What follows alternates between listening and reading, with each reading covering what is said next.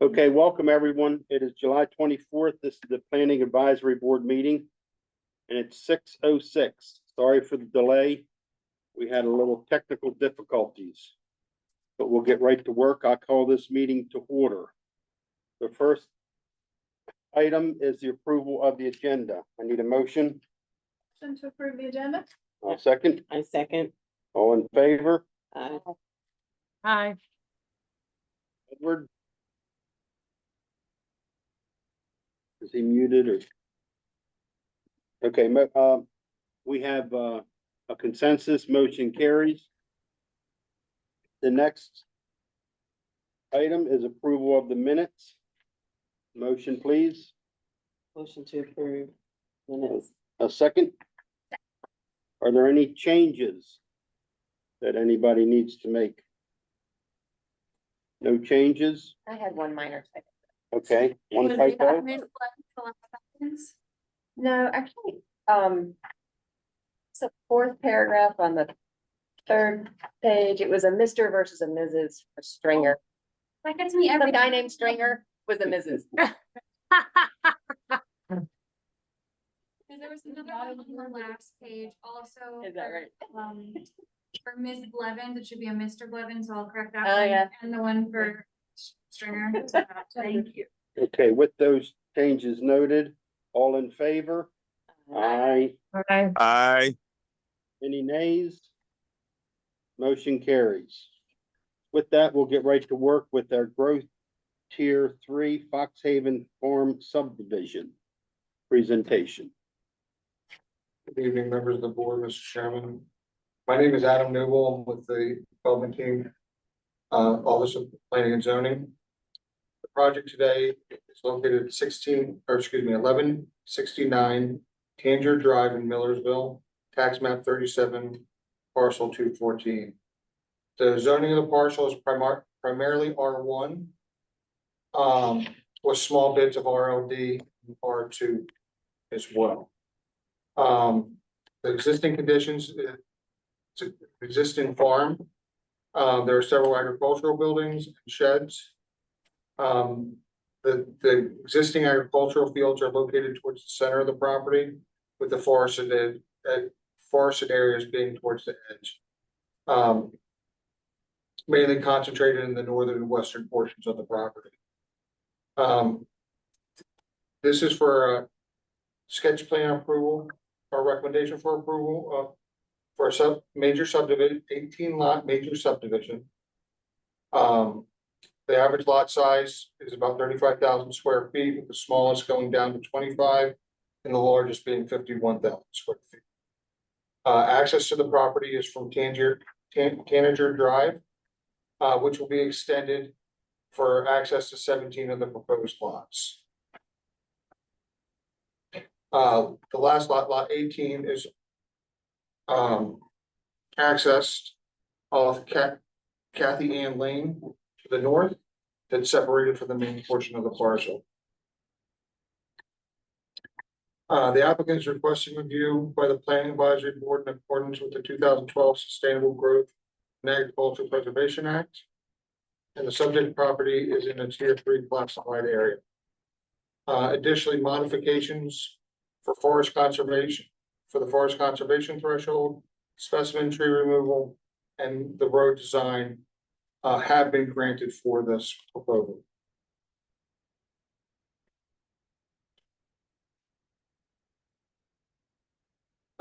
Adequacy of public facilities. Fire that signed off on by the fire marshal. Transportation approval, road layout and design. Schools has not been demonstrated yet, but that will occur at the time of the final approval right before the act. Currently, per the Board of Education, this development will add 3 elementary school students, 1 middle school student, and 2 high school students. Even though Old Mill High is closed right now, adequacy can still be met per section 17, article 17.5-501A5. There is an approved forest stand delineation for this parcel, and the site contains 16.5 acres of forested area, including 92 specimen trees. There will be approximately 16 acres of forest at the end, and 3.59 acres will be reforested as part of this application as well. There are some isolated steep slopes in the northwestern portion of the parcel. Is it possible to have the visual of the map of it up while we're listening about it? Thank you. It was also noted in the forest stand delineation that no plant, animal species that are listed as rare, threatened, or endangered by the Maryland Department of Natural Resources were observed on site. I would like to turn it over to the applicant, who can go into more detail about their proposal. Thank you, everybody. Make sure folks on the line can hear me or see me. Can you hear Elizabeth, Edward? Yes, Yes, I can hear, sorry. I'm in front of the board in the room here. You're looking at the same image on the screen. This is Fox Haven Farm. We've been working on this for quite some time, as planner described, and give a good overview, but I want to give you some other pointers as well. It is 39.01 acres. It's primarily zoned R1. The permitted density is 42 units. We're proposing 18. So less than half of your overall permitted density. It is in a tier 3 classification. As you know, that's why we're here.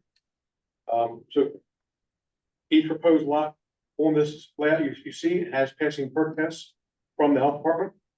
And I'll note while I'm there, in the recommendation for approval, the health department has some notes that we were to deal with in the design phase when we get to the next stage. This is a sketch plan approval. The next stage would be a final plan approval, and their notes would be addressed in that final plan phase. I will note for you that we did, however, meet with the health department, go through them together.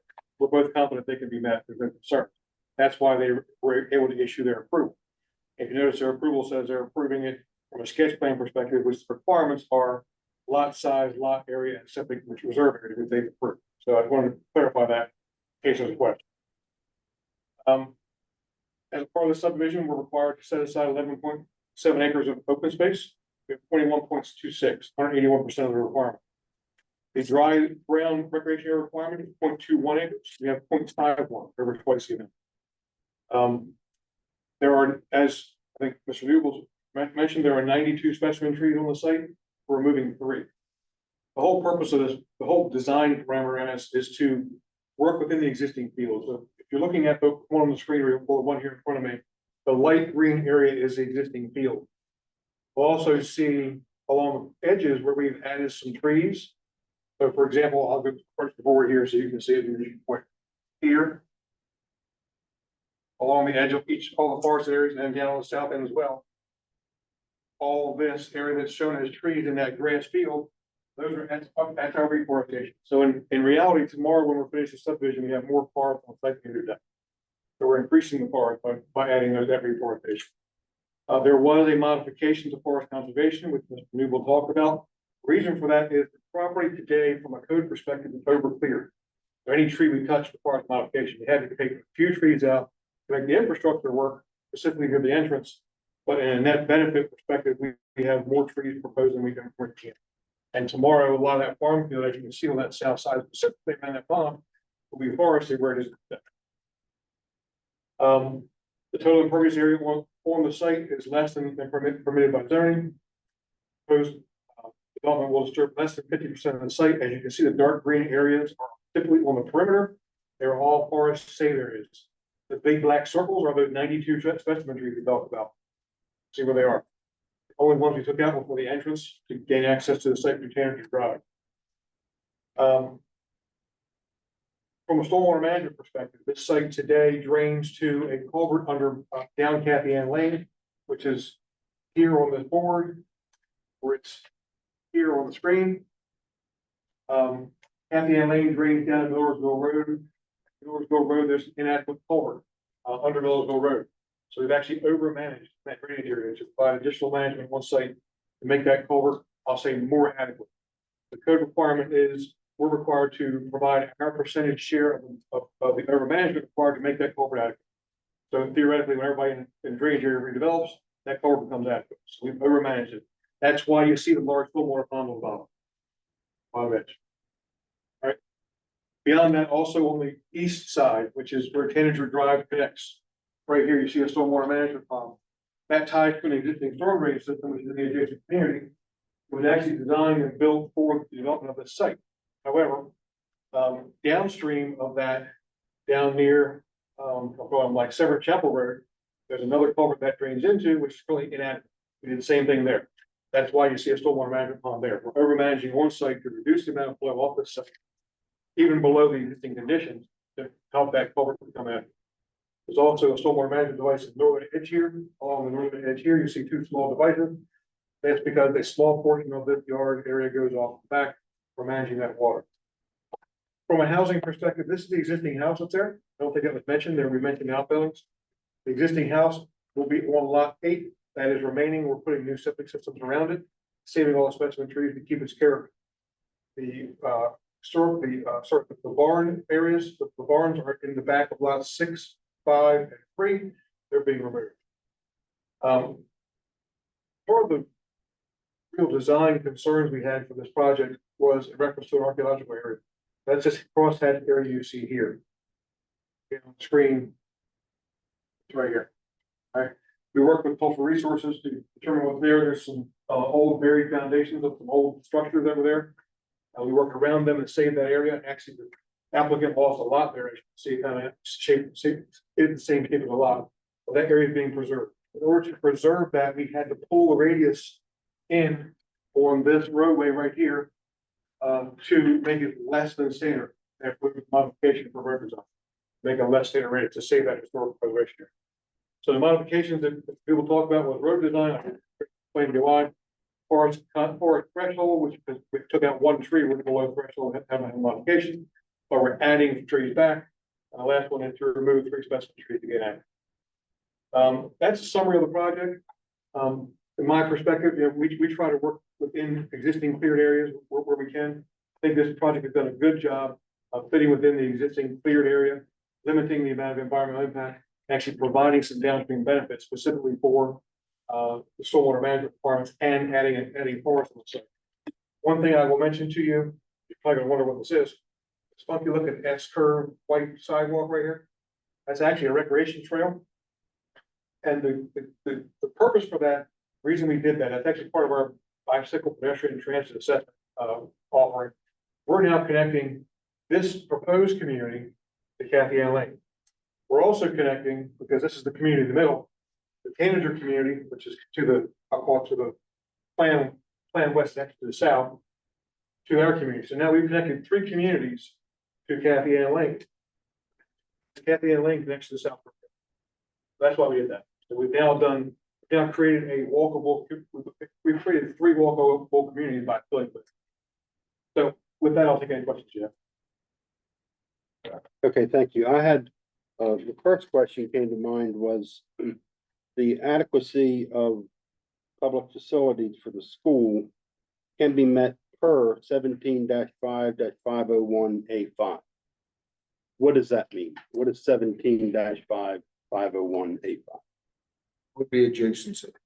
It allows them to share between adjoining school districts. In this case, the one that was evaluated was Arundel High, and they have more than enough capacity to handle the overflow or the render Old Mill below state capacity.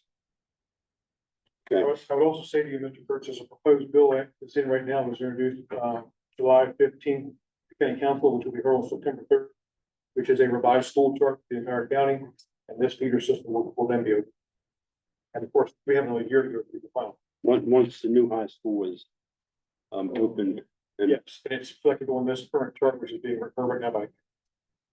Wayne, can you move closer to the owl? It's hard to hear you. I think what you said is with the new utilization chart. Can you repeat what you just said, please? is what I said, the new utilization chart, which should be enacted sometime in September, opens this feeder system, so we would have capacity at that point, not needing the transfer of density as Mr. Newell talked about. But currently, by looking at adjacency, we currently can also gain approval by that bill. Okay, so, Okay. Elizabeth, before you get started, first I want to preface this with, our board has not reviewed a tier 3 subdivision since 2020. Okay. And we have, I think, 6 new members since 2020. I'm the only old guy.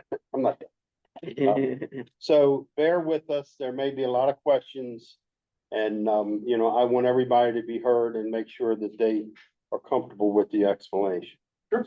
Okay, Thank you. Let me know. thank you. So, Elizabeth, before you go, let's start in this room here. Melanie, do you have questions? I do. So yes, and some of my questions are also going to be a bit of a benefit for us in the process, since it is a new experience for me, a new review for me on the board. I came on in 21, I believe. So, we needed a lot more information, and I don't know if, you know, what the exact requirements are from you specifically, or if it's, you know, in-house staff, but we definitely kind of in the last minute said, wait, we need to see all these things. So, I'm honestly still reviewing those, received a number of them today, but I think, so again, the modifications you've explained, so that I've reviewed briefly, really quickly here, that we received this morning for more specifics on the modification.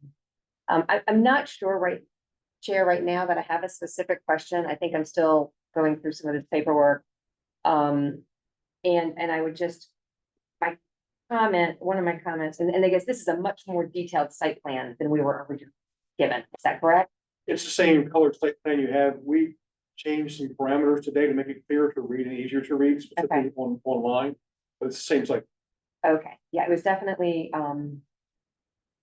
didn't come across graphic when we first received it. So thank you for making whatever changes those were, because this is much more legible, but I am still reading it. Like now I see where the seat goes. Thank you. No, I think I'm gonna hold off on. Okay. Dawn? I have some questions and some comments. Okay.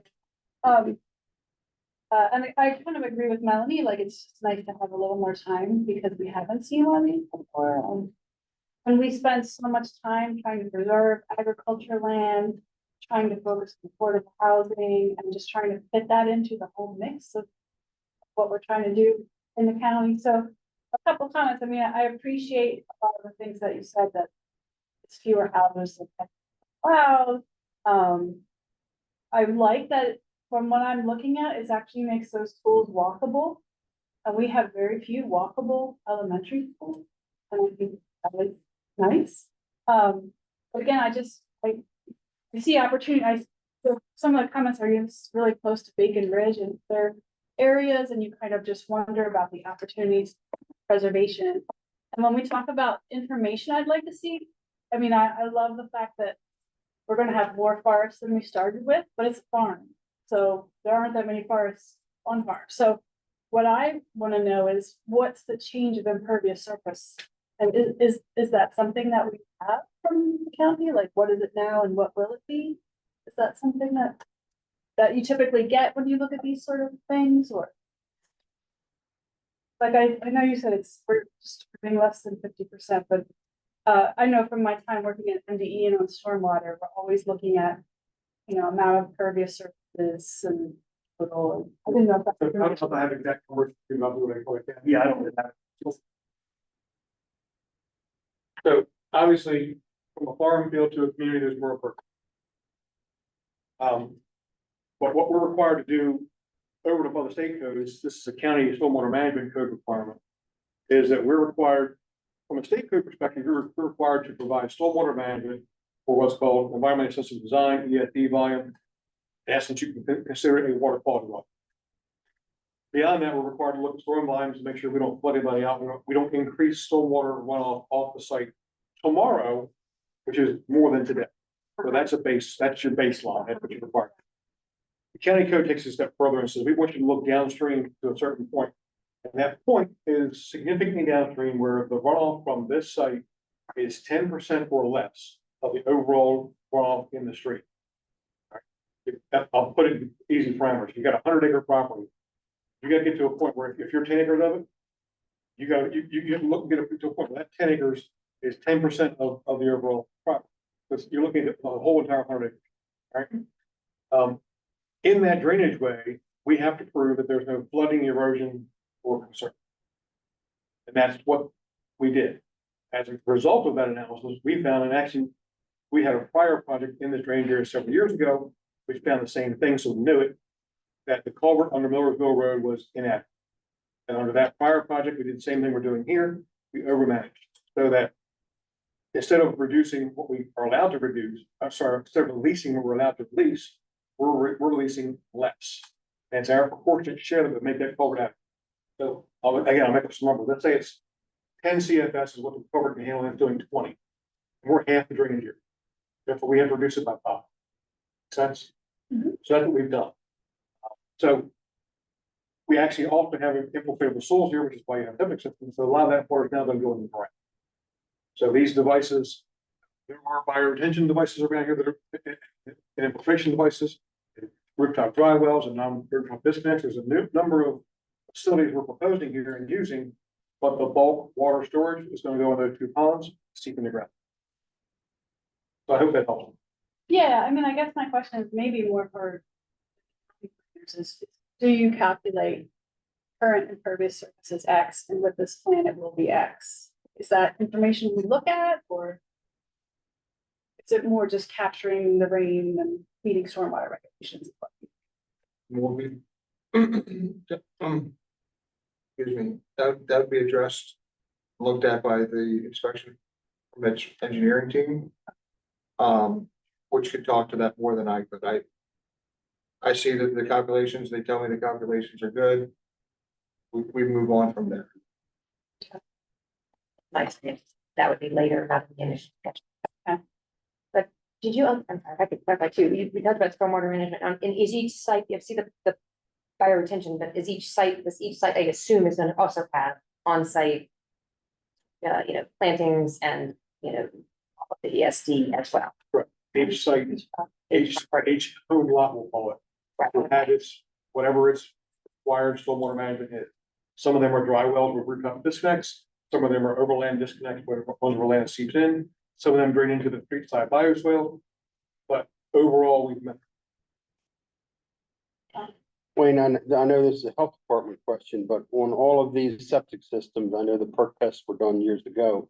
Are these systems already have recommended designs from the health department, or are they just approved? In other words, are they mound systems or are they regular in-ground systems? They're a mix of mounds and regular in-ground systems. And we do have designs on every single lot, and we've laid out every single lot. And so on the official sketch plan, you actually see trenches and tanks and all that in those areas. And that's actually where those comments came from that we discussed earlier. These are So detailed. move a trench over a little bit and stuff like that, separate the trenches. Correct. So my opinion, based on that meeting we had with the health department, we make those tweaks, he approves the entire. I had one last question about the students, and I think Elizabeth raised that question too. Is that just like a standard calculation that the committee does, or like estimating how many elements? Because it does feel The numbers are provided to us from the Board of Education. They review a copy, they're sent their referral agency for the application. And they're sent a copy of its review, and that, in their report back, they give us the projected student. Do you have any particular information about the type of homes? I think they're the more colonial homes, overall square footage of the homes that are gonna be built. I don't know. That's something we would do in the next phase of development, as we actually get footprints, and actually may not even refer to a grading perimeter building. Mm, The footprints we show here are 2,400 feet. We expect this to be bigger than what proposed. So Right. footprint. right, But we did that because knowing that the area we're here, we could have a house. right. So we try to make our footprint box, if you will, that will fit the houses within, Hmm. bigger than we actually expect. That way, all the things we're talking about, setbacks from wells and Right. setbacks, stormwater, all work. Okay, awesome. Yeah, Do you have any other questions? Is, most of the lots are about a quarter acre, less than a quarter acre. Uh, Or there's one that's like a half an acre, right? no, they're all bigger than that. They're all They both- just shy of an acre. So you can see. this Oh, one's okay, yep, 8,700 an acre, yep, 0.95, 0.94. I see it, yeah. Yeah, they're, in order to get the amenities on these lots where you have septic systems, they're typically larger. And do you have any information on the community recreation area? There is a community recreation area. It's right here. Mm-hmm. We're proposing some benches, a mailbox, and we don't know what else, but some landscaping. And the biggest, in my opinion, the biggest benefit of this community is this walkability connection. Right, So the entire community has sidewalks. They're all connected to the community area. The community area is actually connected to the walkability trail. So it's a nice place to stop for other communities. That's the recreation that we provide. I like that it's a small community, but, yeah. Nice size lots as well, so. Okay, Elizabeth? Sorry, I had to unmute myself, so, okay, a couple questions. Oh gosh, okay, let's start at the beginning.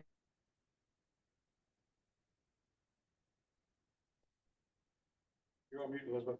Elizabeth, your sound went out. Hold on. Okay, can you hear me now? Yes. Okay. Reforestation, where is the reforestation going to be done? You have an additional 3.59 acres that will be reforested. So do you see the trees that are in the green area right there? It says proposed. Okay, so reforestation? it's on site. You're not banking them. Correct. It's 100% on Okay. site. Okay, just want to make sure that that was, I saw you refer to that, but I wasn't sure. The other thing is the health department was able to give us some explanation on their 1 through 9 questions. And based on some of their information, it looks like you might lose your 1 or 2 of your proposed 18 houses. I Explain guess to me. well, one of my questions was, you know, if you're required to do this, is it even feasible? And some of the answers were, it would be very difficult. So I'm having a hard time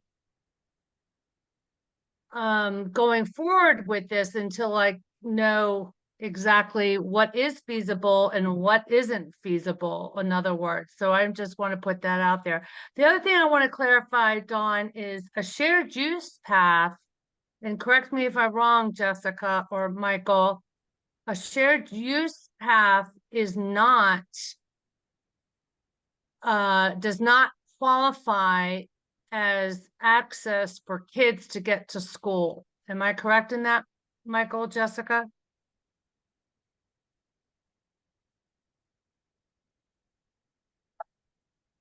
It's being a concern. I don't, do you have any? I mean, their parents could walk. I don't, Elizabeth, I think we've always considered them a school access, just this is Wayne. So I think, I don't know where that information came from. I don't understand that to be the case. What I was told was that a path that is considered walkable for kids to school has to be ADA, it has to be plowable, and it cannot be, in order for that child to not have school bus transportation and to be truly walkable, it needed to be paved, ADA approved, and snow plowable. And I'm not, and so my question is that what this shared use path going to be? Yes. Which is specifically why it does the switchback that you see that makes the ADA acceptable. Okay, so you will be taking children off of a bus, which is good. I'm just saying that, I just want to clarify that it is walkable. When you talked about, and I'm sorry, I just couldn't hear you, the shared youth path, can you explain that a little bit more closer to the owl? That is going to be connecting several communities? Sure.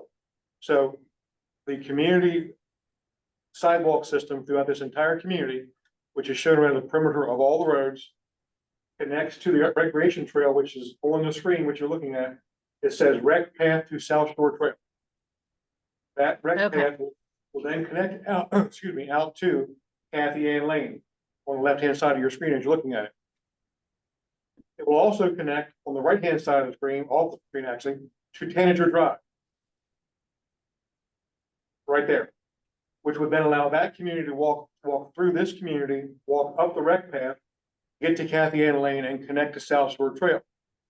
Now, I would tell you that as part of this subdivision process, we don't go through whether the Board of Education is going to accept that as a community walk path and get rid of buses. That's really something they look at after the fact. But this is designed to be ADA accessible. HOA is required to plow it. And, I forgot your third requirement, but it is intended to be, paved. It is intended to be a paved walkable path to plow. If I can go Okay, back, can I go back to your septic comment real quick before we lose that? yes. Did you say yes or no?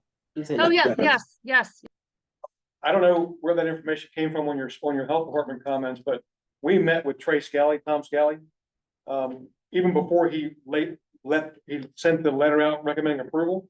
And the top of his letter says, we recommend approval because we believe this can be achieved in final plan. That was 2 months ago. Yeah, that was in April, end of April, beginning of March, or beginning So of May. what the communications you gave me is surprising to me because I don't believe that's their indication, or else they would not have granted or suggested to grant a sketch plan approval. I'd like to just let you know that when we started asking questions, we have a letter dated today from Trey. Wait, So. Can I see it? I tell you that, but There are copies on the table. Yeah, in front of Ms. Hartwood Davis. I have 2 copies of everything that was sent today. Sorry, I only went to 2. I don't want to hurt too many trees today. Everybody's got it in their comments and on their drive, but if anybody wants to see it in the room, everything that was sent today is up front. you might not want to read it. I mean, But here's the first paragraph. The subdivision is currently laid out with the minimum setbacks required by code. This does not leave much of a buffer to adjust wells, stormwater management, or septic layout without impacting something else. With that said, the number of lots and the layout of those lots could be modified to receive future health department approval of the site plan. Now, our letter says. Do you have that or not? Yeah. Our letter says April 1st. The health department has reviewed the sketch plan for the above referenced subdivision and is willing to grant sketch plan approval based upon maintaining the currently proposed lot lines and septic reserve area. So, Okay, so, one question I have, and I look at some of these approvals and I just say the one was, fire department. And that was back on March of 22. So I know you guys have been working on this a long time. That's over 2 years ago. And things do change, but one of the questions I had is that do you pronounce it Tanager? Tanager Drive. Not the new Tanager Drive, the existing Tanager Drive. It says here, variable width right of way with paving county public right of way. Is that width of the existing Tanager Drive is smaller or the same as what you are putting in? Yeah, varies that. I think we're gonna be what, 26 maybe? For 26, and I think that was like 30. So I Okay, think and the reason I ask is because if we're talking about a walk path and maybe a bike path, it's important that you don't connect a road that won't accommodate the new bike path and the new walk path, and then when they connect, we have to make sure we get the proper connection. I can tell you, I'm driving down it. When you asked the question, it went through my head. I drove down it. There's cars parked on both sides. There's plenty of room for 2 cars past the middle, which is very unusual for a subdivision today, and is bigger than what we're proposing here, which would be bigger than the current standard. So, And you have sidewalks, is it on both sides of the road? Or- It is, yes, it is. Can you tell me exactly how wide the road is? There and there. How wide the road is? Yeah. 26, 28. 26 wheels. Okay, that's fine. 26, 28. Okay. Is that what- Okay. All right, Elizabeth? Sorry, hold on. So my other questions is the adequate public facilities. We looked at the chart and it looks like there's about $21,000 that is being paid. So also, if you would please clarify, Wayne, there's one house that is 21,25,491, and then the largest lot is 51,315. And I believe you said that was an existing house up there in the corner. But I don't have square footage, Elizabeth, I have acres, what I'm looking at, so lot 8 is 1.18 acres. The smallest lot is 0.60, I believe. I'm looking across here to tell you. Yeah, the smallest lot is 0.60. Can you point it out to me so I can use that? The smallest lot is right, Lot. it's lot number 4, Lot 4. the largest is lot 8.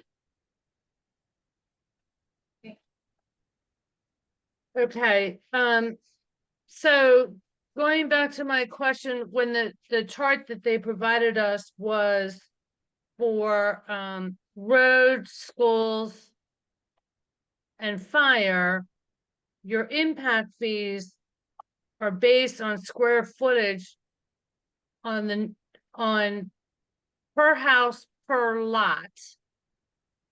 Am I correct? Okay. And then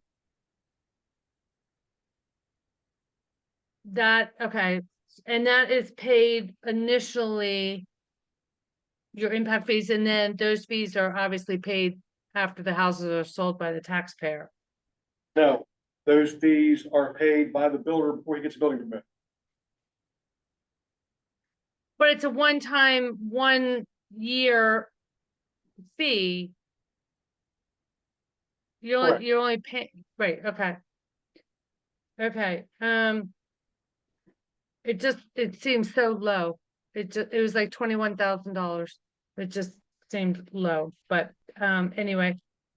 Okay, I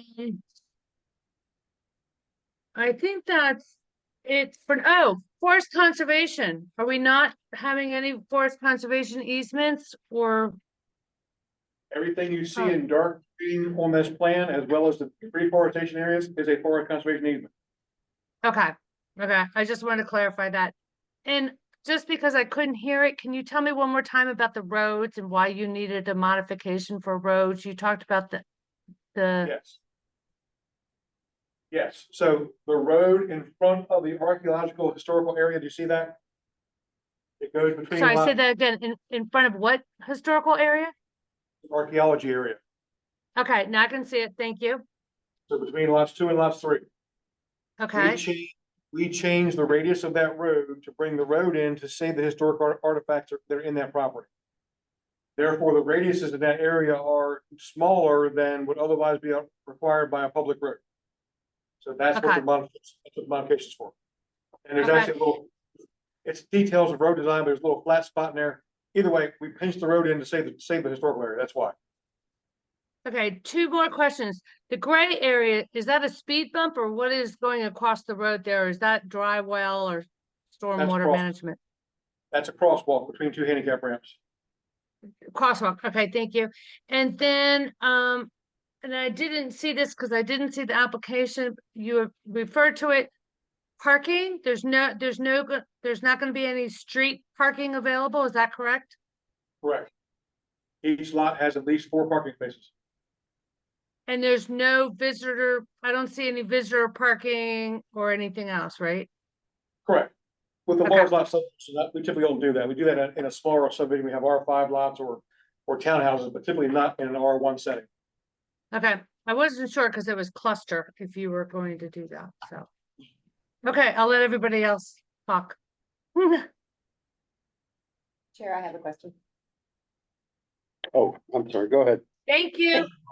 Thank you, Elizabeth.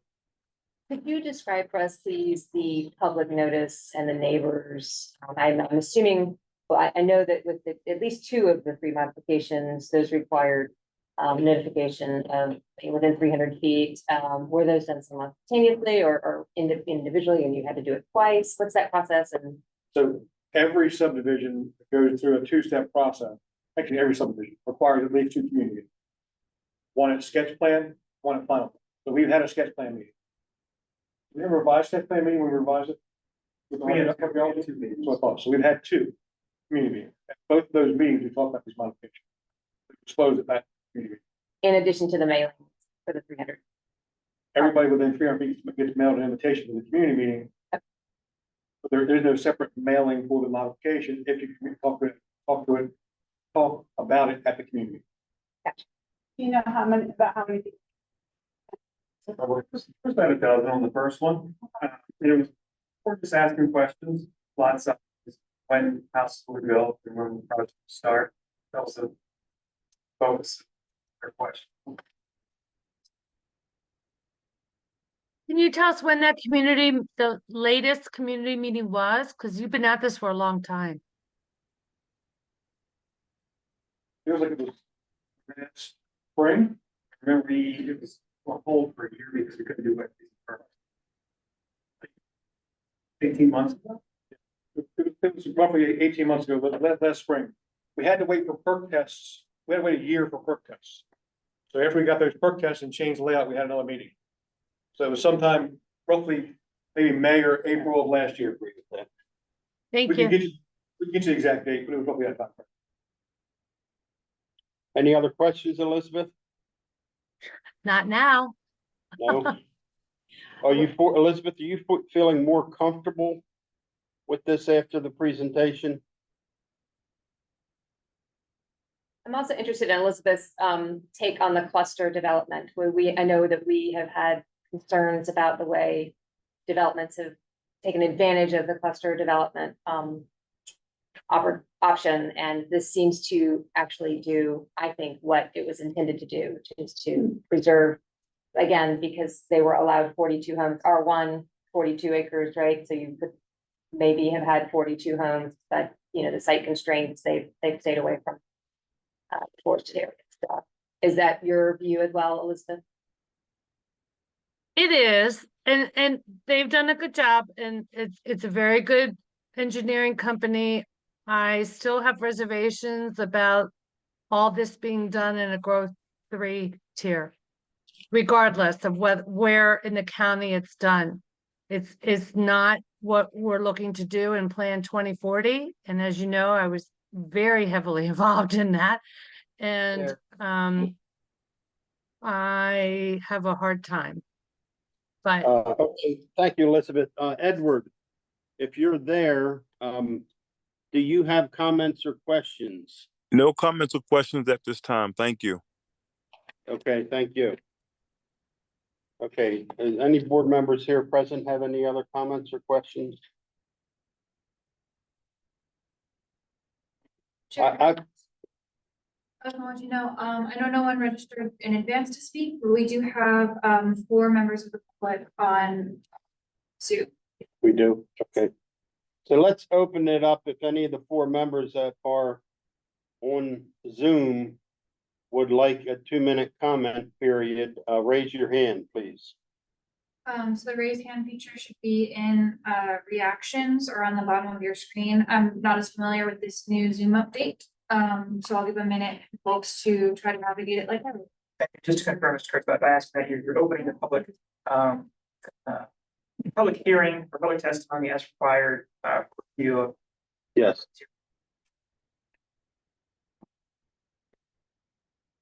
Does anybody have any more questions for Wayne? He can sit down or?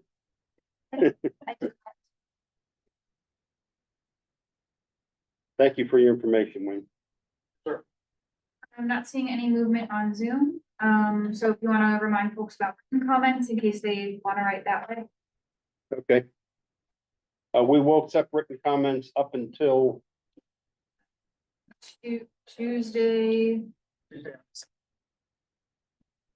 August 7th.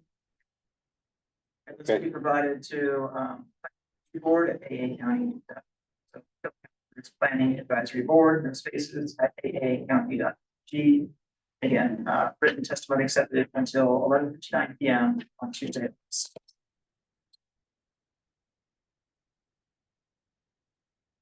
Okay, thank you. And I'm just going to put a comment out there. I was skeptical tonight when I originally looked at this site plan and Mr. Messick, I do think that from an engineering standpoint, you have went above and beyond to do what was necessary to try to protect as much of the environment and the property and on this site as anybody could have done. So Sure, appreciate that. the only thing I would say to planning and zoning with review with the sketch plan is that, and I know it's not a requirement, but personally, I would recommend, doesn't have to be car parking, but golf cart parking at the rec area. Because I'm looking here, look like there's trenches that may be installed. So all these, is it 18 home? How many is it? It's 18. 18 homes, probably 17 of them are gonna have a golf cart. And they pull up to the rec area, and next thing you know, there's 6 golf carts in the middle of the road.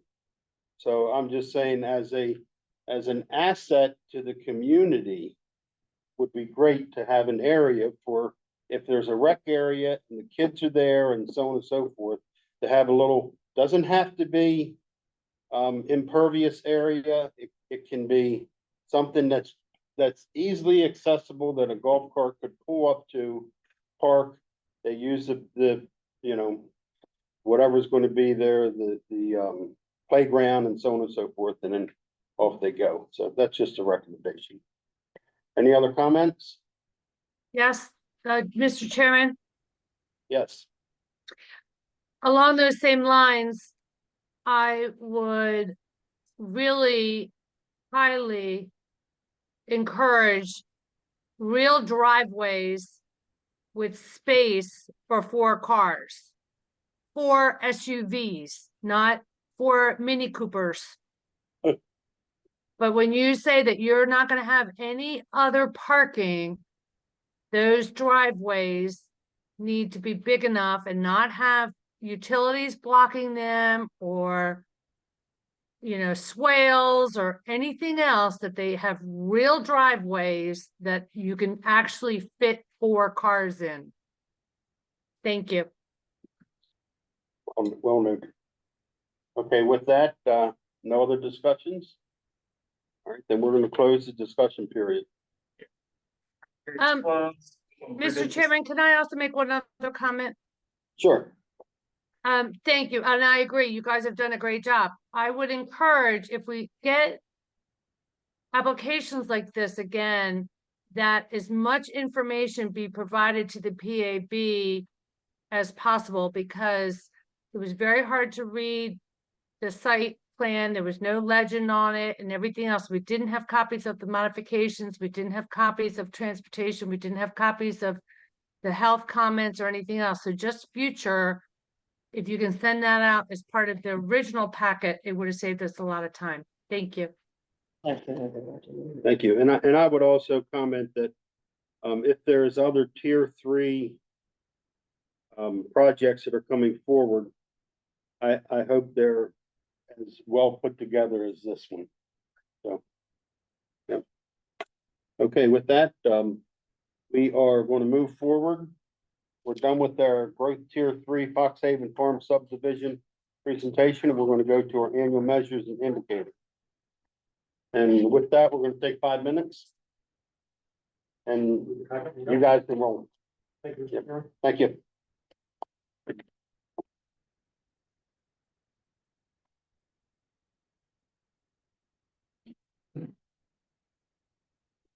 Who's doing the recording? Yes, Did you find the report button? I did. Wow. Okay, we're a little bit ahead of schedule. We're going to resume our meeting. It's about 7 o'clock now. And we will turn the floor over for our annual measures and indicators report for calendar year 2023. And Mark, the floor is yours. Good evening, PAB members. Mark Burt, Planning Administrator for the Research and GIS section. And within the Office of Planning and Zoning, tonight I'm here to present some of the findings of the annual development measures and indicators report for calendar year 2023. The annual development,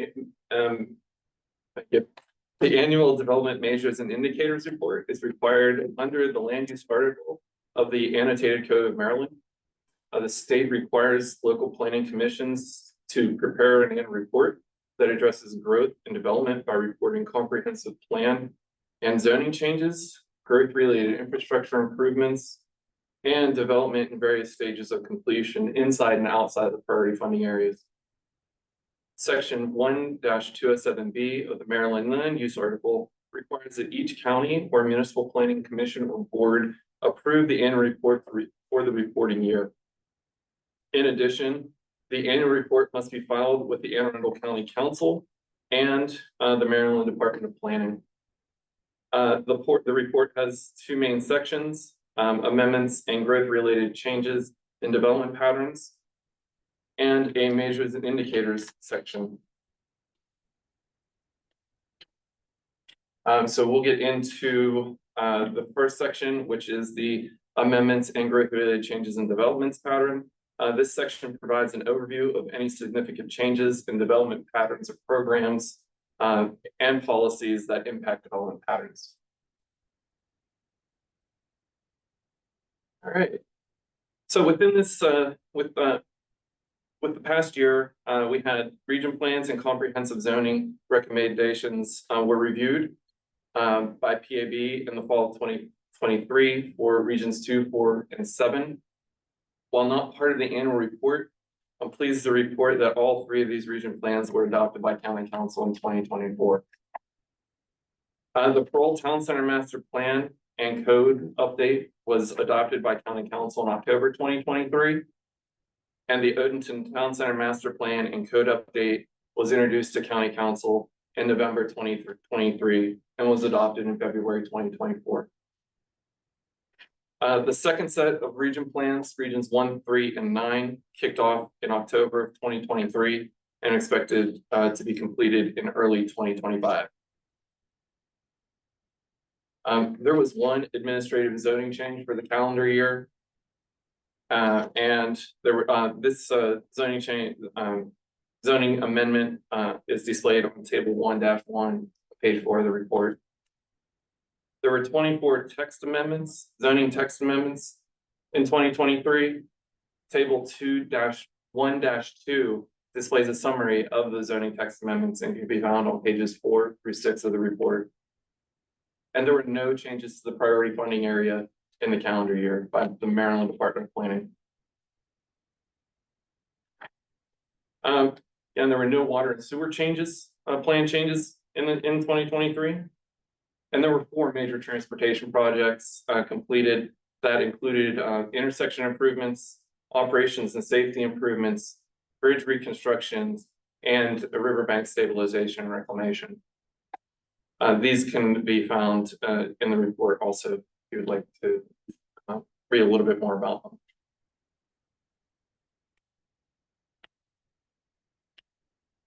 In 2023, there were 4 school improvement projects completed to add capacity. These can accommodate an additional 450 elementary school students. And the chart on the slide displays those schools and what type of project they were. Okay, the measures and indicators section of the report is required for jurisdictions that issue over more than 50 residential building permits in a year. Before we get into talking about the statistics for residential development. So I'll talk a little bit about the priority funding areas. The priority funding areas are existing communities and places designated by local governments where local governments want state investment to support future growth and coordinate efforts to support economic development. The PFAs were established to provide support economic, the PFAs were established to provide a geographic focus to state growth, to strategically direct the use of limited state funds for roads, water and sewer plants, and economic development and other growth related needs. So all Maryland municipalities, areas inside the Washington and Baltimore beltways, and areas within the state that are already designated as an enterprise zone, a neighborhood revitalization area, heritage area, and any existing industrial land qualify as a priority funding area. Maryland counties can designate areas as priority funding areas that meet guidelines for intended use, availability of plans for water and sewer systems, and permitted residential density. Areas are available for county designation include existing communities, areas where industrial or other economic development is desired, and areas where planned for new residential communities which will be served by water and sewer systems and meet density standards.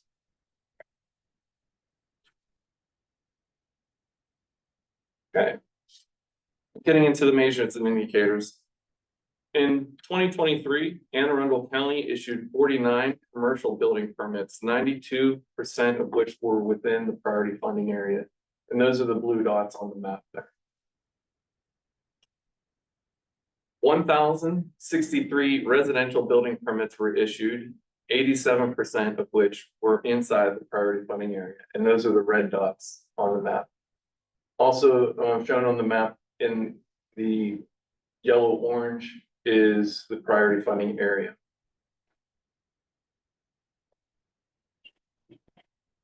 Anne Arundel County has set a goal of 80% new development to occur within the priority funding area, which it exceeded in 2023. The 5-year average for new residential building within the priority funding area increased to 77%. So we're almost to the county's goal for the 5-year average. Okay, looking at the spatial distribution of the building permits issued for the county in 2023, growth at the Parkside and Watershed developments stand out. So there are a lot of permits issued there. Displayed here is a heat map of the density of commercial and residential building permits issued in 2023. The gray on the map is the priority funding areas. The areas of yellow on the map are areas where permits were issued, a dense area of permits issued. With areas with other permit activity include the area around Ridge Road, the enclave at Anne Arundel Hills, the Tanyard area, which includes Tanyard Cove, Tanyard Shores, and Tanyard Springs, the Watson's Glen Shipley Crossing area, and the area around the intersection of Maryland 170 and Maryland 100. Also, the Two Rivers PUD. So looking at residential permits issued, 2023 saw the lowest number of residential building permits issued since 2009. There was a 51% decrease in residential building permits issued between 2022 and 2023. 1,063 new residential building permits were issued in 2023 compared to 2,189 in 2022. The increase in residential building permits issued in 2022 was largely due to the number of permits issued at the Two Rivers planned unit development and 2 large-scale developments along the River Road corridor in the Pearl Town Center. In the residential building permit type trend chart, the mix of residential building permits is showed for the past 12 years.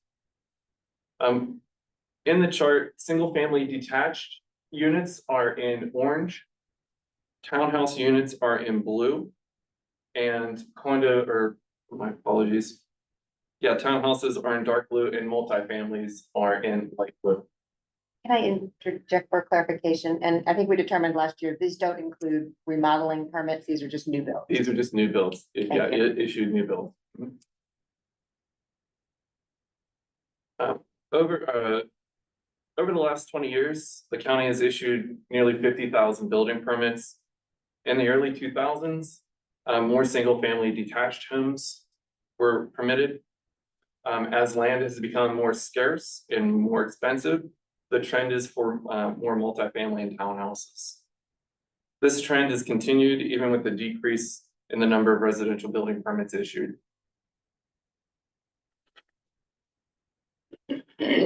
Before residential building permits. Yeah, that's right. Before residential building permits can be issued, the residential development goes through the OPZ development approval process, ending in an approved subdivision plat. 19 subdivision plats were approved in 2023, and this continued to be below the 10-year average, 46 approved. And 19 is on the lower side of the 5-year 2023. You can see in the chart there, the last 3 years, we're averaging 2016 and 19 subdivisions approved.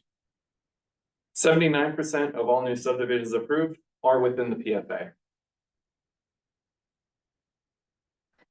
Like the number of building permits and subdivisions approved, the number of new residential lots saw a decline in 2023. The 132 new residential lots approved was an almost 90% decrease from 2022.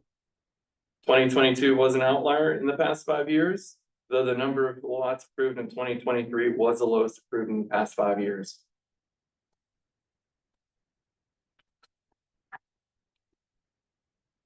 With the approval of residential lots comes the approval of residential units. 726 residential units were approved in 2023, close to 74% decrease from last year. Even with the decrease in units approved, 92% of the residential units were approved in the priority funding area. Approved units are then constructed. 2023 saw the lowest number of units constructed over the past 10 years with 1,052 units. The vast majority of units constructed were in PFA, 89%.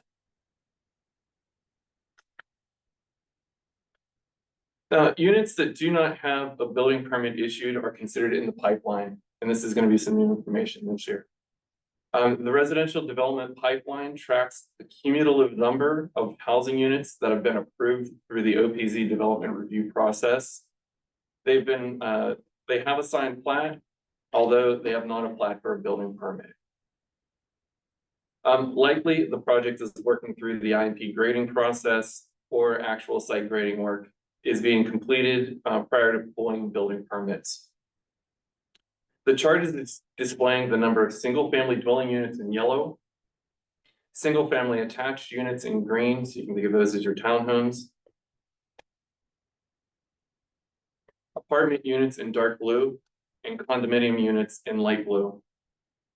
For the past 11 months of data, the residential development pipeline remained above 4,300 units, peaking in March 2024 with 4,741 units. As of May 2024, the residential pipeline stands at 4,610 units. More residential developments, more residential projects have been approved by OPZ over the years than projects completed with the building permit, which has led to the pipeline that we have today.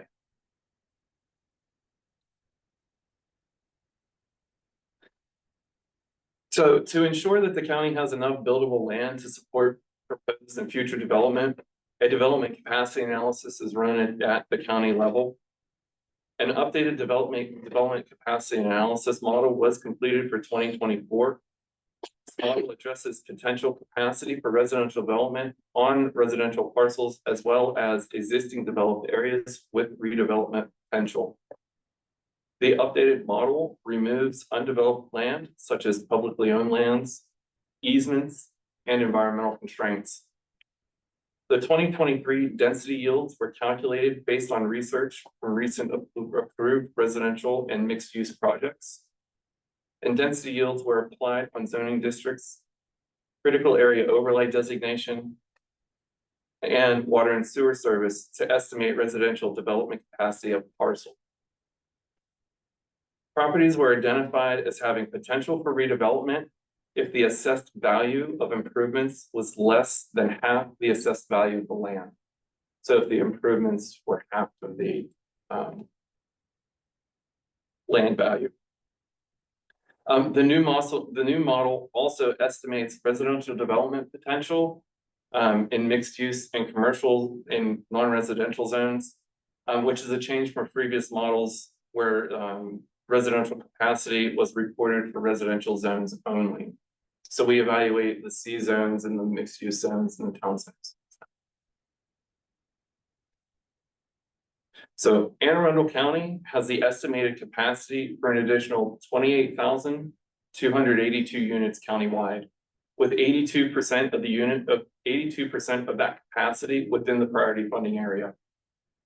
While the majority of acres with capacity are located outside of the priority funding area, most of the estimated capacity for new units is inside the PFA, reflecting higher density yields inside the priority funding area.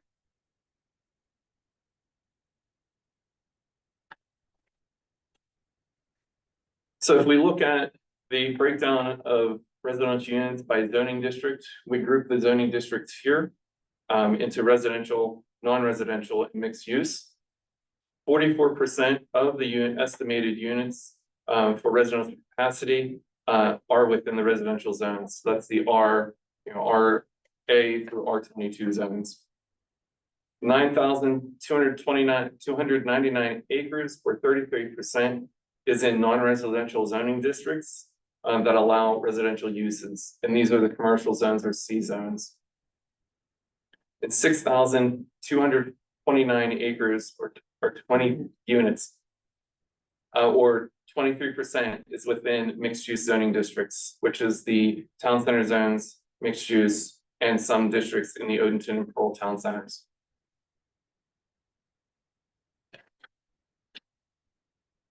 We'll take a quick look at non-residential growth.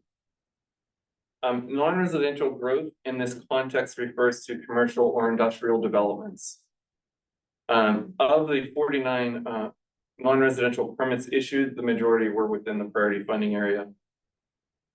Last year we had 48 non-residential permits issued. This year 49, 2% increase. Not much.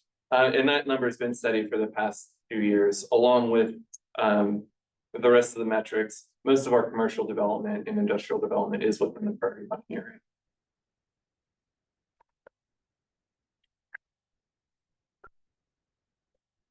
So we'll take a look at locally funded agricultural programs. There was one new area of preserved land in 2023 under the county's agriculture and woodland program. That added 106 acres to the county inventory. This brings the county's inventory to 14,198 acres. And this includes MALP, which is the Maryland Land Preservation Foundation, Rural Legacy Program, and the county's agricultural and woodland preservation program.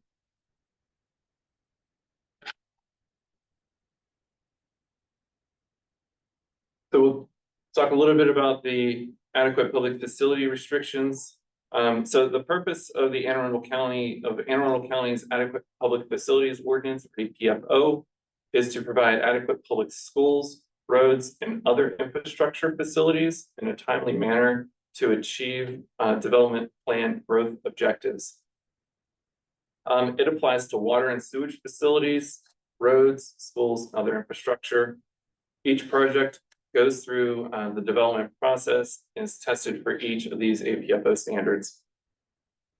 In 2023, the county's APFO law in Bill 5223, adopted by the County Council on July 3rd, 2023, added definitions of affordable housing, added certain requirements and exemptions for workforce housing and affordable housing for passing the adequate public facilities test.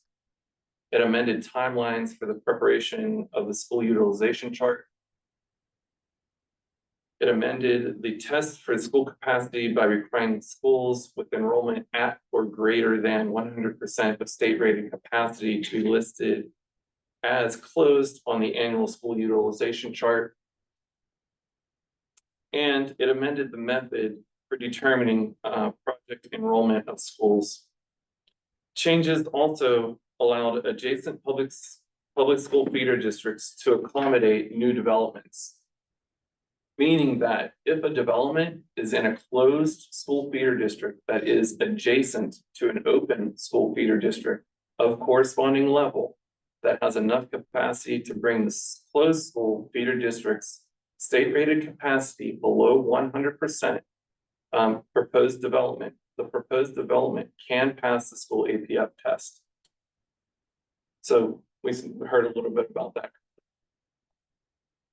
So there's the school, doesn't have capacity, it's closed. School beside it, the middle school doesn't have the capacity. Middle school adjacent to it has the capacity and can bring the closed middle school under 100%. That development can go through for those.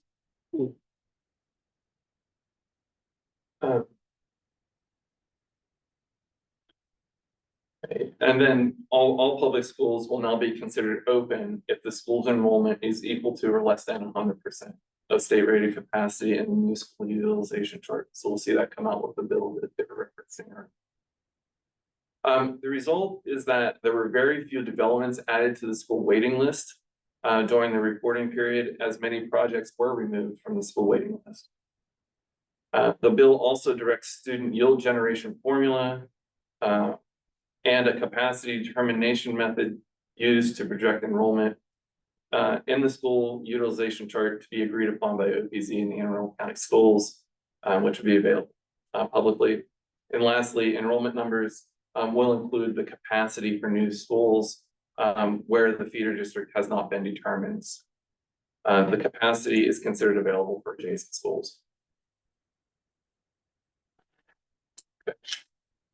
So as of December 31st, 2023, 6 high schools are closed to additional development for the 2024 school year. These include Annapolis High, Crofton, Glen Burnie, Meade, North Country, and Old Mill School, anywhere on the map displayed there. The gray on the next set of maps is the priority funding area, and the school colors will be the colored shade. There was one middle school closed, and that was the Crofton Middle School.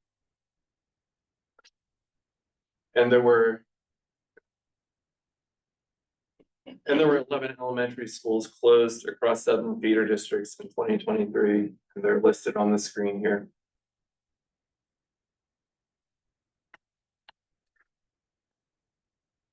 If I may comment on that, with, as I mentioned earlier, this new school utilization chart with the redistricting that happened in the northern part of the county, the new Severn Run High School and the new Two-Bird Elementary School, those maps will change dramatically. So basically, those high schools in North County are now at below 100% capacity, and then almost shifted as well. Jessica, can you go back to the closed high school list? Okay, with that list there, Mark, I don't know whether you can answer this or not, but with the new Severn Run High School coming online, how many of those 5 closed schools are going to be open now? The only ones with the new utilization charts in front of council already, it'll just be Annapolis, Crofton.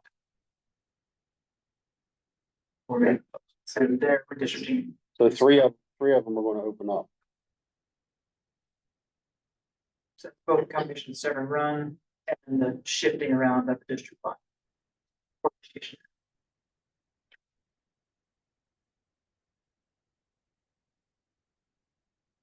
So in conclusion, Anne Arundel County's pattern of development remains consistent with plans and programs as well as smart growth goals. These patterns show that 87% of issued building permits for the calendar year were located within priority funding area, exceeding the county's 80% goal. Changes to the Anne Arundel County's APFO for schools has resulted in several areas of the county being open to development and has reduced the number of projects on the school waiting list. The number of approved units in 2023 was average compared to previous years, excluding 2022.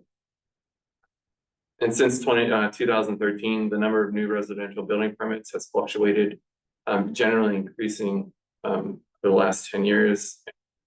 In 2023, the county issued 1,063 permits, which was a decrease of 20. And our population has stayed, has doubled, has grown steadily since 1970 and doubled between 1970 and 2020. Happy to answer any questions you'll have. Okay, first question I have is the, Mark, in regards to the open and closing of a school, that number, who tracks it? Is that the Board of Education or is that within the P and Z? Board of Ed? The city has to identify what is that state rated capacity. And then, you know, school tracks it every year. They're tracking actual enrollment and the other forecasts for future enrollment. I'm just, in my mind, the first thing comes to mind is that, let's say there's 5 subdivisions that are ready, that are in line for approval. And they're all open schools. And one gets approved this month, one gets approved next month, one gets approved the third month. Do those numbers automatically jump into that database and that changes, or do they look at that open closed number once a year? From my understanding, it's when they're supposed to add those in the number of. I think we have to Yeah, get that yeah, information. You know that answer. Yeah, I'm just wondering, because in theory, it might be open now, but if all of them get approved, it may have closed one, which would have caused some backup. Yeah. Okay, any other questions? We all know that these numbers are going to change Yeah. next year, and these numbers, just to state, do not include anything regarding comprehensive rezoning that we're going through. That is correct. Our data is up to December 31st, 2023 for this report. Okay, Elizabeth, Edward, any questions, comments? I think I have a comment. I think Edward had to drop off. Thank you, Mark. That was great. And much more explanatory than what we were sent. So could you please send us a copy of your slides? Because I'm missing a few pages. And I would send it to the whole board because you had more information than we did. The unfortunate part is we're a year behind. The information, as you just said, is only to December 23. So, Melanie? thank you. Months. Right. Yes, thank you for that presentation, Mark. And I think it's encouraging to see that we're starting with another layer of evaluation on the residential and including that mixed use, right? It's kind of hard to believe that wasn't included in the past, but we're, I think I really encourage and challenge the department to continue looking at our processes and our evaluation. I know that the state has their boxes to check, but as you said previously, Mark, taking it to that next level where it's really got more context, it's more helpful and useful to us, is going to benefit you as planners and us as citizens. So those of you who know me, I say this, I think every year, and that is my concern about PFAs and the priority funding area, right? Michael's like, yeah, we should go. 80% is our goal, to have the growth and development in the PFA areas. And I understand that that's the funding. There has to be a focus. I see that the state we didn't increase in any PFAs this year. My concern is to your comment, and it said that this is resulting in a higher density yields inside the PFAs. When we are a county made of 5 peninsulas and we are facing climate change and extreme weather events, and yet we are pushing for higher density yields inside our PFAs, and some of those peninsulas maybe aren't suitable for higher density yields. Can you put the heat map back up, please? Which is the one with all the. Yeah, I have that here too. I saw that, you know, a good portion of it is up in the North County, and that's great. That is, you know, exactly where it should be to me, up in the more urban areas and increasing, you know, the services, the density, the infrastructure for there. You know, we've got, you know, the Annapolis Neck Peninsula and the Mayo Peninsula, where I think they have different needs. For sure, but certainly the Annapolis Neck is a little bit beyond. It's highly developed, right? Is that our goal for the Mayo Peninsula? Is the Mayo Peninsula destined to become something such as the Annapolis Neck and be that, you know, developed? So I think that I guess my questions are, can we start to look at those PFAs, and if we've got this funding, is all of the funding designated to, you know, what is the funding designated to? And is there funding designated to conservation and preservation of some of those areas, in addition to just larger roads and more asphalt and concrete, right? So I challenge you to kind of look at, is there an ability to have another filter that, yes, this is a PFA, we want to increase development, but how do we balance that? How do we counter that impact on our climate? And our stormwater management, as we are all battling, you know, our own issues at our homes and such, with increase in stormwater management issues. So I guess that's just something I challenge us to look at and to think about in the future, so that priority funding area is a little bit more thoughtful than just higher density yields. Christina Pompa with the Office of Planning and Zoning. So I'm going to make a couple of responses to that. First of all, the PFA is really the state saying, we need to know where potential future density is going to go, because that's where we're willing to give you funding, not outside of the PFAs. It doesn't mean that the entire area in our county that is a PFA is going to end up looking like the Annapolis Neck, as you noted. You can also see from the heat map that most of the development is occurring up in the north and west sides of the county and away from most of the peninsulas. Now, there is blue color along Mayo, but that's going to be one of the lighter areas of growth. I don't think there's any intention based on the zoning in Mayo to have it end up looking like the Annapolis Neck. If I could just add on to that, Mr. Here, planning and zoning also. Yeah, the PFA is kind of a blunt tool. It's binary. It's you're in or you're out. That's why we took so much care in Plan 2040 to craft that development policy map that tells a much richer story about layering on, you know, areas for, you know, targeted areas for development or critical economic areas, identifying those areas, which kind of get reflected in the heat map is identifying those peninsulas as areas of special concern.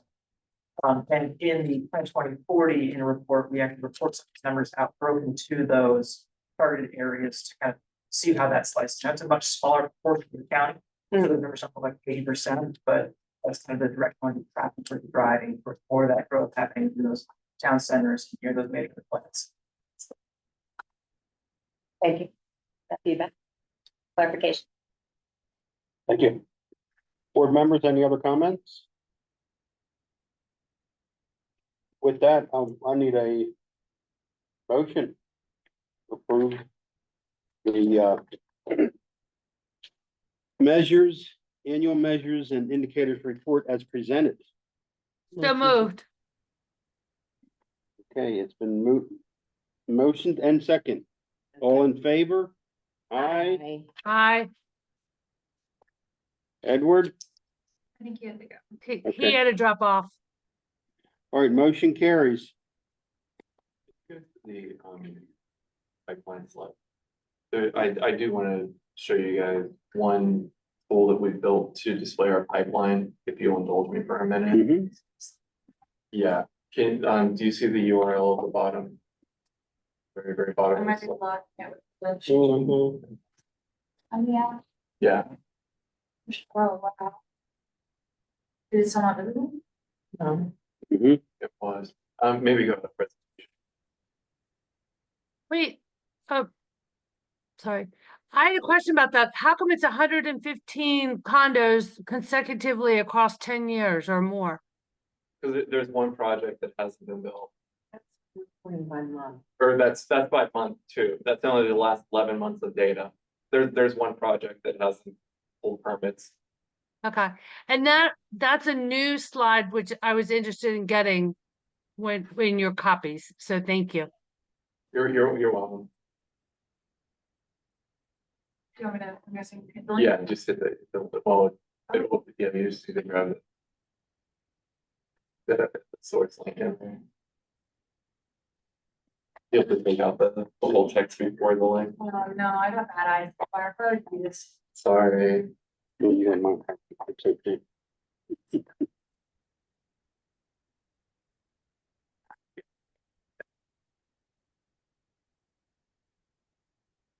It's Google now.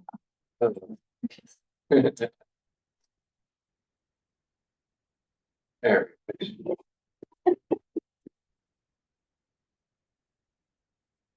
This is a very, of course, down. My apologies.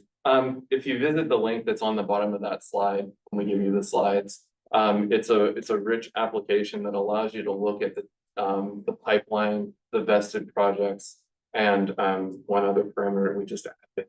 And it'll allow you to look at it for the month, 5 months, 6 months, the whole 11-month data set. I think we just updated for the whole for a year now. It includes a table that has a map attached, the number of units, the project name, a map of the location of the project. So you can see throughout the county where our pipeline is and where these projects are located.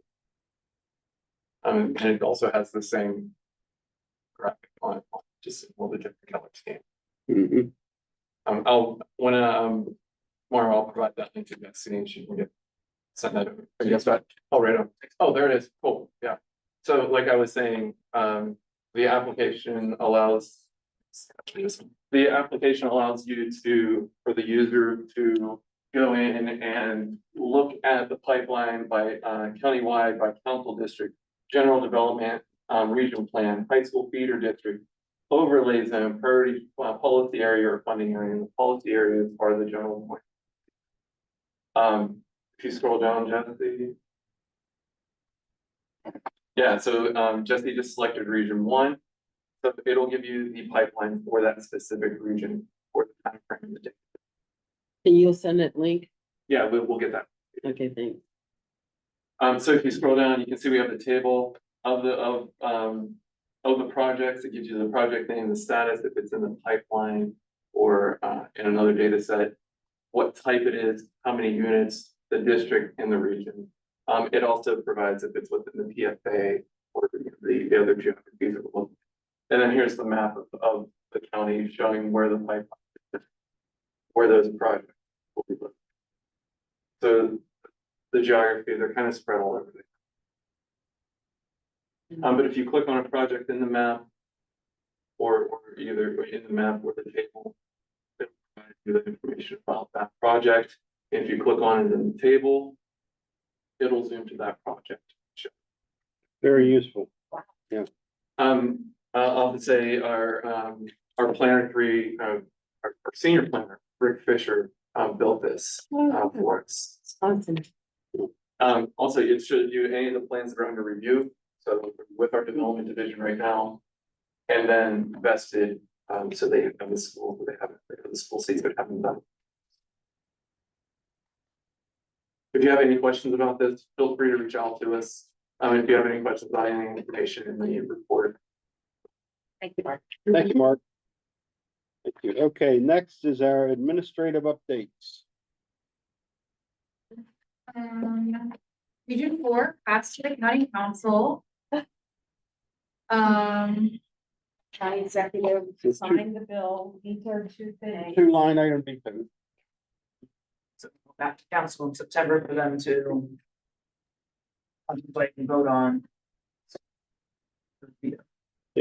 And then let me just comment on that a little bit because if you weren't at some of those council meetings, boy, all I can say is, wow.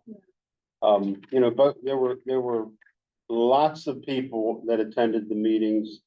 This zoning stuff is very, very emotional. It's very personal. It's tough. It's hard. And I want to commend everybody on the PAB to that and thank them for the hard work because it was really, really tough. Region 4 was a big region. Could have been region 4A, B, and C.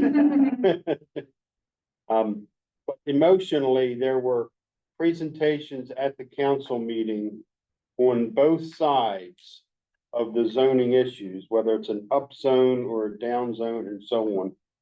And they were really, really well presented at the county council meetings. As they were here, some of the projects were here. And I have to give the county council, all the council members, kudos to listen and make hard, tough decisions. And I look forward to all this comprehensive rezoning to be done one day. We're getting closer to the finish line. Regions 1, 3, and 9 we're just out for preliminary review for the draft zoning map. Got lots of feedback. Staff are reviewing it. And we're hoping to get a PAB draft out this fall for you all to review. Well, We will get it out this fall for you all to review. Those dates are on your calendar and they are saved. Well, please let me know as soon as possible if you can't attend one of those dates. we will, as we did for regions 2, 4, and 7, have those meetings out in those region areas, so it's easier for the public to come and be able to speak. Feel get to visit those different areas of the county.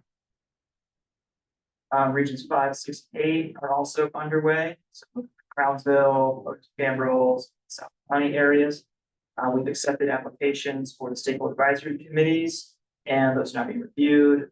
Look forward to consult for their approval. Back assessments. No other kickoff.